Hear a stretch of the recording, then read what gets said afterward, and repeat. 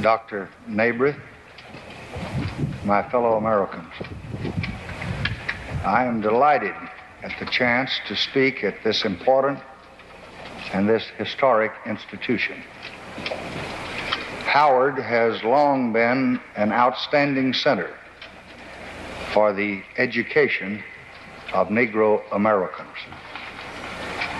Its students are of every race and color, and they come from many countries of the world. It is truly a working example of democratic excellence.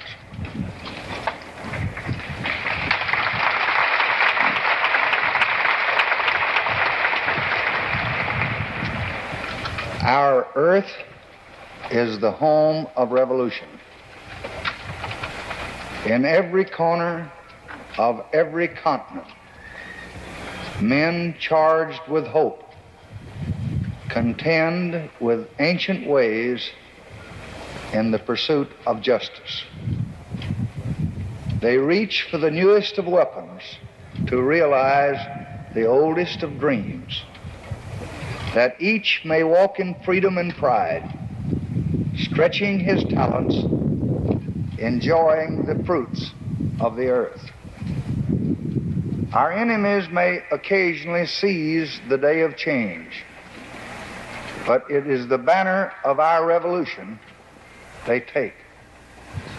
And our own future is linked to this process of swift and turbulent change in many lands in the world.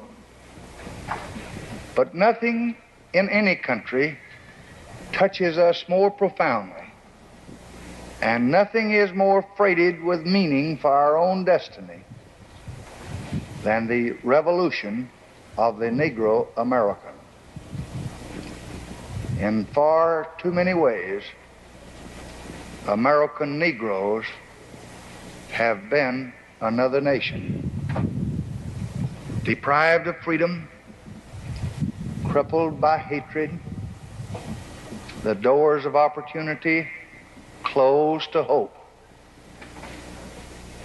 In our time, change has come to this nation too.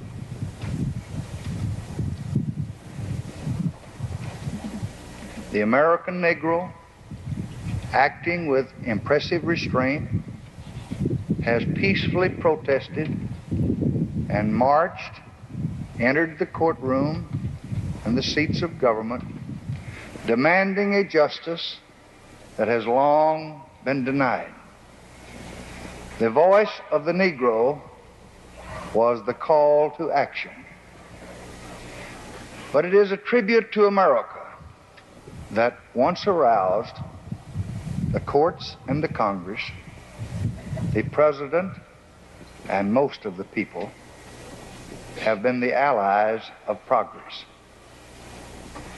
Thus, we have seen the High Court of the country declare that discrimination based on race was repugnant to the Constitution and therefore void.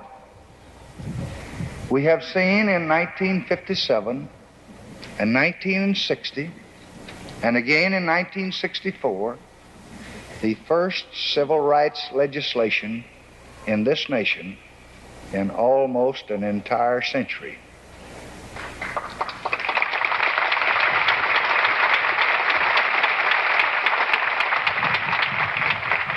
As Majority Leader of the United States Senate, I helped to guide two of these bills through the Senate. And as your President,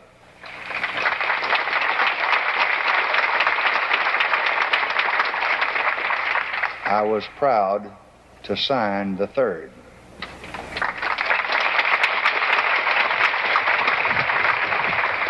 And now, very soon, we will have the fourth.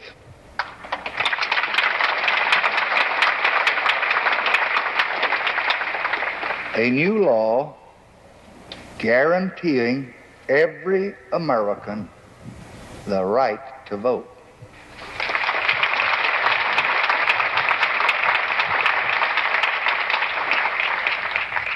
No act of my entire administration will give me greater satisfaction than the day when my signature makes this bill to the law of this land.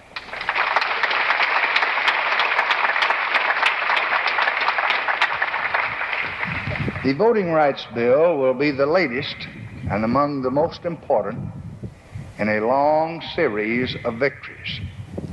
But this victory, as Winston Churchill said of another triumph for freedom, is not the end.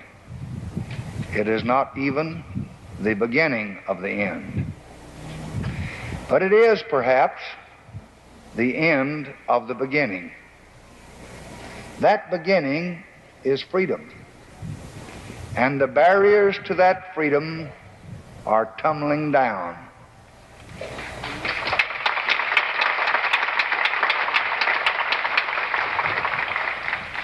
Freedom is the right to share fully and equally in American society, to vote, to hold a job, to enter a public place, to go to school.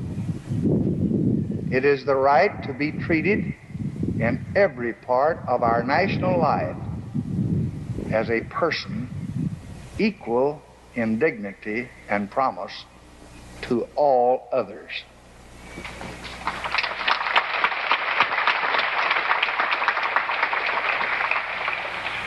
But freedom is not enough.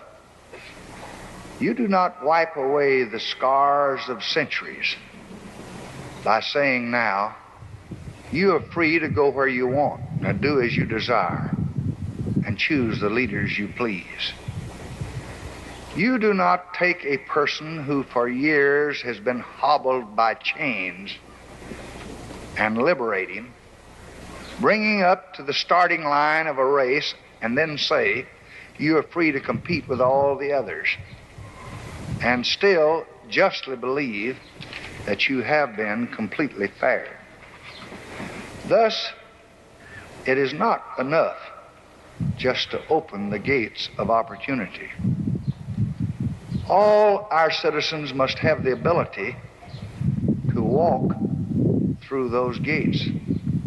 And this is the next and the more profound stage of the battle for civil rights.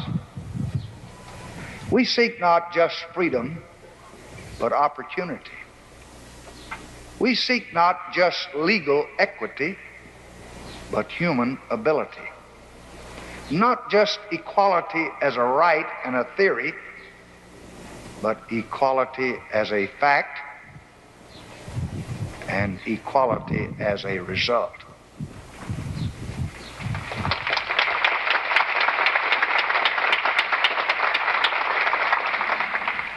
For the task is to give 20 million Negroes the same chance as every other American to learn and grow, to work and share in society, to develop their abilities, physical, mental, and spiritual, and to pursue their individual happiness.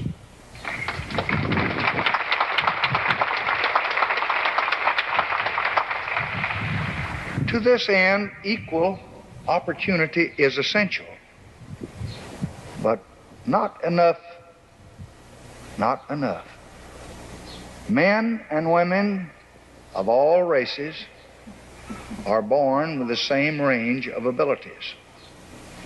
But ability is not just the product of birth. Ability is stretched or stunted by the family that you live with and the neighborhood you live in, by the school you go to, and the poverty or the richness of your surroundings. It is the product of 100 unseen forces playing upon the little infant, the child, and finally the man. This graduating class at Howard University is witness to the indomitable determination of the Negro American to win his way in American life.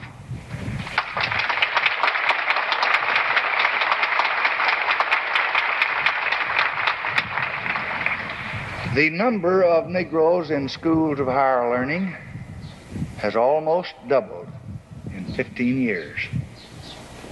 The number of non-white professional workers has more than doubled in 10 years. The median income of Negro college women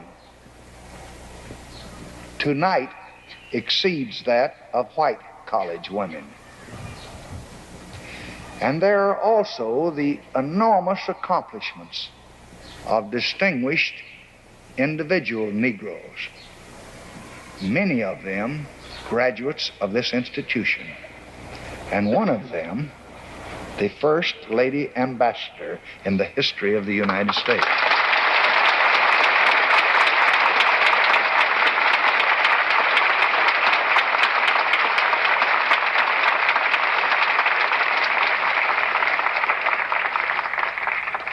These are proud and impressive achievements, but they tell only the story of a growing middle-class minority, steadily narrowing the gap between them and their white counterparts. But for the great majority of Negro Americans, the poor, the unemployed, the uprooted, and the dispossessed, there's a much grimmer story. They still, as we meet here tonight, are another nation. Despite the court orders and the laws, despite the legislative victories and the speeches, for them, the walls are rising and the gulf is widening. And here are some of the facts of this American failure. 35 years ago, the rate of unemployment for Negroes and whites was about the same. Tonight, the Negro rate is twice as high. In 1948, the 8% unemployment rate for Negro teenage boys was actually less than that of whites. By last year, that rate had grown to 23%, as against 13% for whites unemployed. Between 1949 and 1959, the income of Negro men relative to white men declined in every section of this country. From 1952 to 1963, the median income of Negro families compared to white actually dropped from 57% to 53%. In the years 1955 through 1957, 22% of experienced Negro workers were out of work at some time during the year. In 1961 through 1963, that proportion had soared to 29%. Since 1947, the number of white families living in poverty has decreased 27%, while the number of poor non-white families decreased only 3%. The infant mortality of non-whites in 1940 was 70% greater than whites. 22 years later, it was 90% greater. Moreover, the isolation of Negro from white communities is increasing rather than decreasing. As Negroes crowd into the central cities and become a city within a city. Of course, Negro Americans, as well as white Americans, have shared in our rising national abundance. But the harsh fact of the matter is that in the battle for true equality, too many, far too many, are losing ground every day. We're not completely sure why this is. We know the causes are complex and subtle. But we do know the two broad basic reasons. And we do know that we have to act. First, Negroes are trapped, as many whites are trapped, in inherited, gateless poverty. They lack training and skills. They are shut in slums without decent medical care. Private and public poverty combine to cripple their capacities. We are trying to attack these evils through my poverty program, through our education program, through our medical care and our other health programs, and a dozen more of the Great Society programs that are aimed at the root causes of this poverty. We will increase and we will accelerate and we will broaden this attack in years to come until this most enduring of foes finally yields to our unyielding will.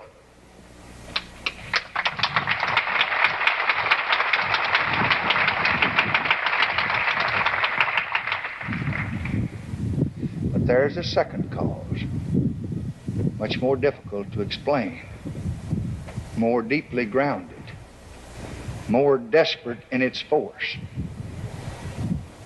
And it is the devastating heritage of long years of slavery and a century of oppression and hatred and injustice. For Negro poverty is not white poverty. Many of its causes and many of its cures are the same, but there are differences. Deep, corrosive, obstinate differences, radiating painful roots into the community and into the family and the nature of the individual. These differences are not racial differences.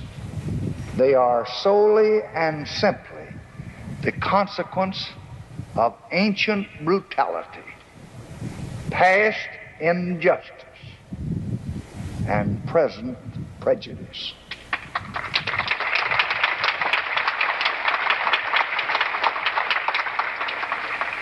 They are anguishing to observe. For the Negro, they are a constant reminder of oppression. For the white, they are a constant reminder of guilt. But they must be faced, and they must be dealt with, and they must be overcome.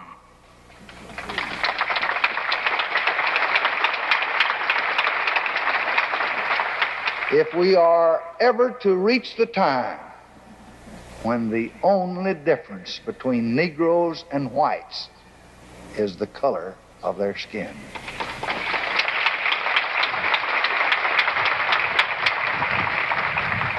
Nor can we find a complete answer in the experience of other American minorities.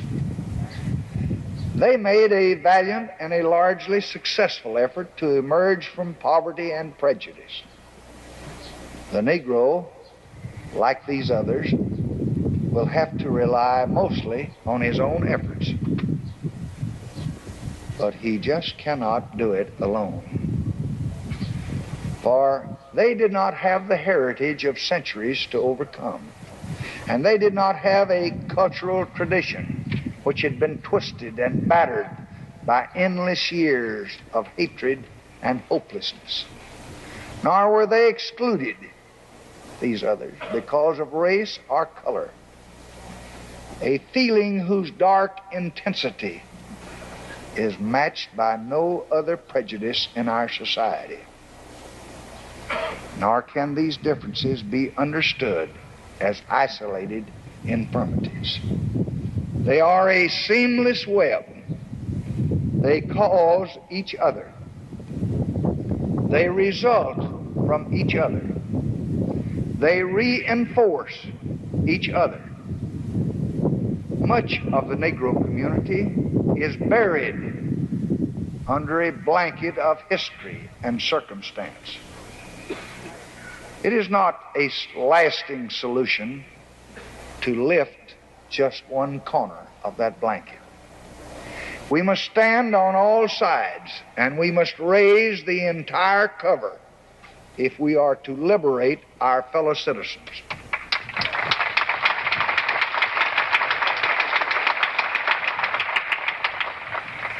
One of the differences is the increased concentration of Negroes in our cities. More than 73% of all Negroes live in urban areas, compared with less than 70% of the whites.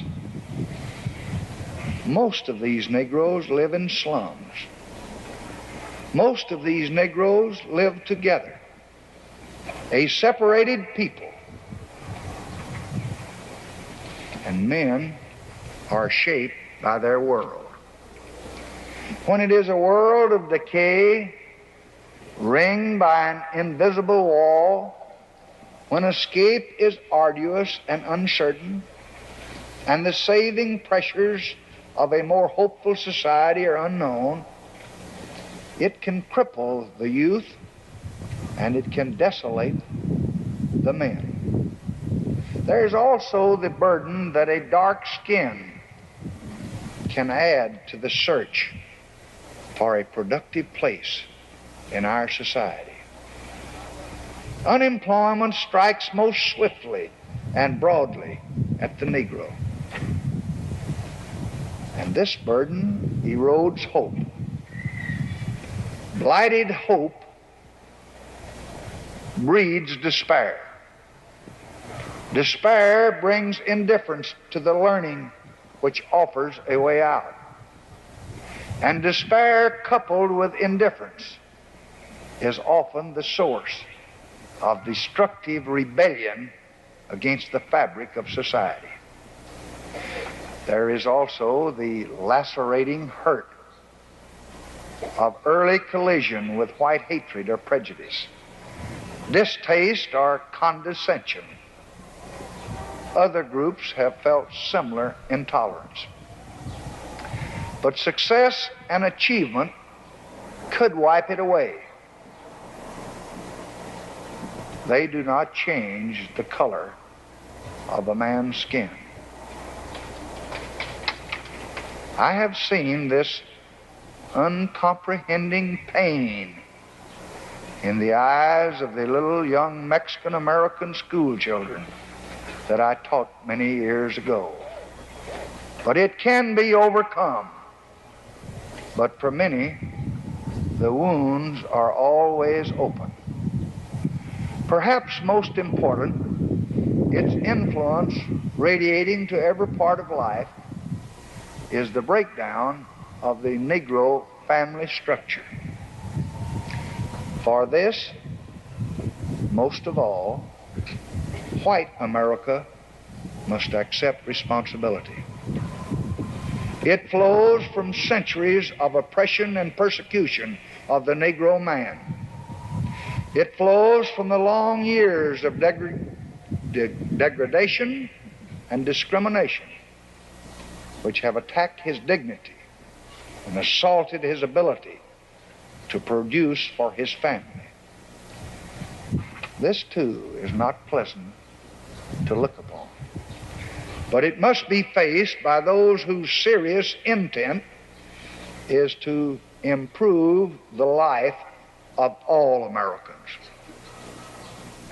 Only a minority, less than half, of all Negro children reach the age of 18 having lived all their lives with both of their parents. At this moment tonight, little less than 2/3 are at home with both of their parents. Probably a majority of all Negro children receive federally aided public assistance sometime during their childhood. The family is the cornerstone of our society. More than any other force, it shapes the attitude, the hopes, the ambitions, and the values of the child. And when the family collapses, it is the children that are usually damaged. When it happens on a massive scale, the entire community itself is crippled. So unless we work to strengthen the family, to create conditions under which most parents will stay together, all the rest, schools and playgrounds and public assistance and private concern, will never be enough to cut completely the circle of despair and deprivation.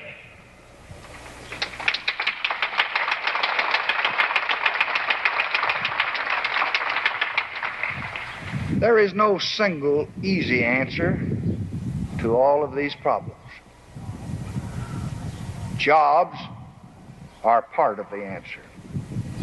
They bring the income which permits a man to provide for his family. Decent homes in decent surroundings and a chance to learn, an equal chance to learn, are part of the answer. Welfare and social programs, better designed to hold families together, are part of the answer. Care for the sick is part of the answer. An understanding heart by all Americans is another big part of the answer.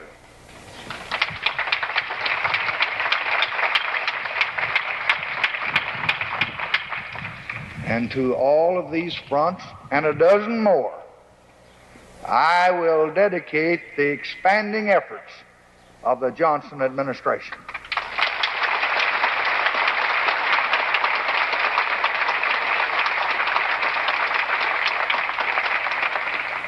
But there are other answers that are still to be found, nor do we fully understand even all of the problems. Therefore, I want to announce tonight that this fall I intend to call a White House conference of scholars and experts and outstanding Negro leaders of both races and officials of government at every level. This White House conference theme and title will be "To Fulfill These Rights."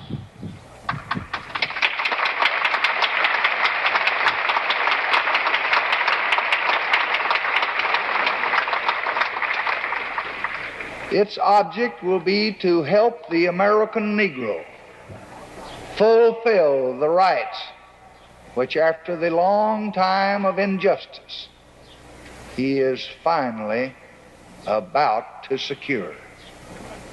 To move beyond opportunity to achievement. To shatter forever not only the barriers of law and public practice, but the walls which bound the condition of man by the color of his skin.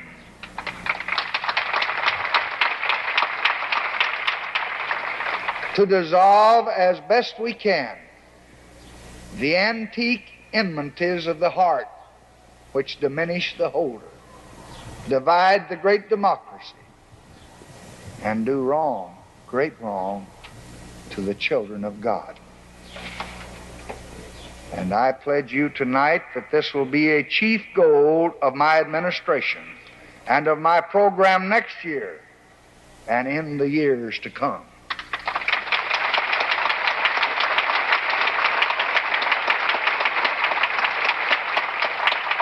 And I hope and I pray and I believe it will be a part of the program of all America.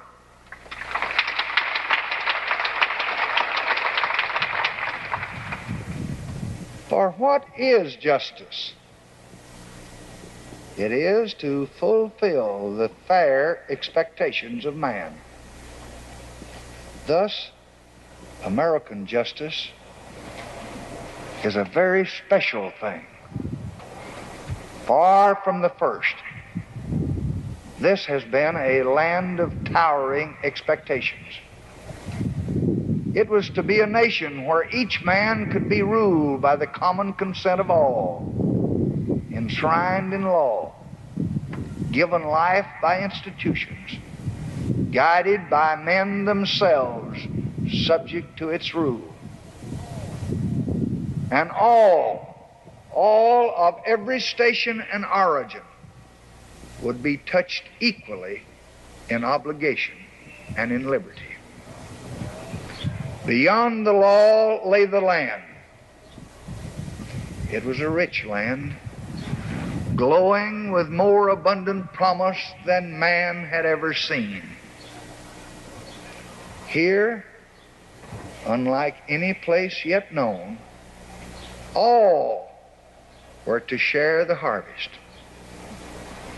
And beyond this was the dignity of man. Each could become whatever his qualities of mind and spirit would permit, to strive, to seek, and if he could, to find his happiness. This is American justice. We have pursued it faithfully to the edge of our imperfections, and we have failed to find it for the American Negro. So it is the glorious opportunity of this generation to end the one huge wrong of the American nation, and in so doing, to find America for ourselves with the same immense thrill of discovery which gripped those who first began to realize that here at last was a home for freedom.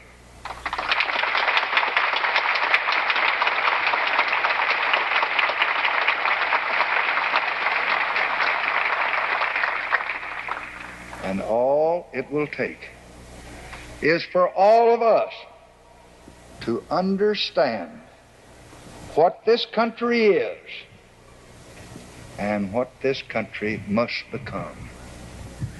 The scripture promises, "I shall light a candle of understanding in thine heart, which shall not be put out." Together, and with millions more, we can light that candle of understanding in the heart of all America. And once lit, it will never again go out.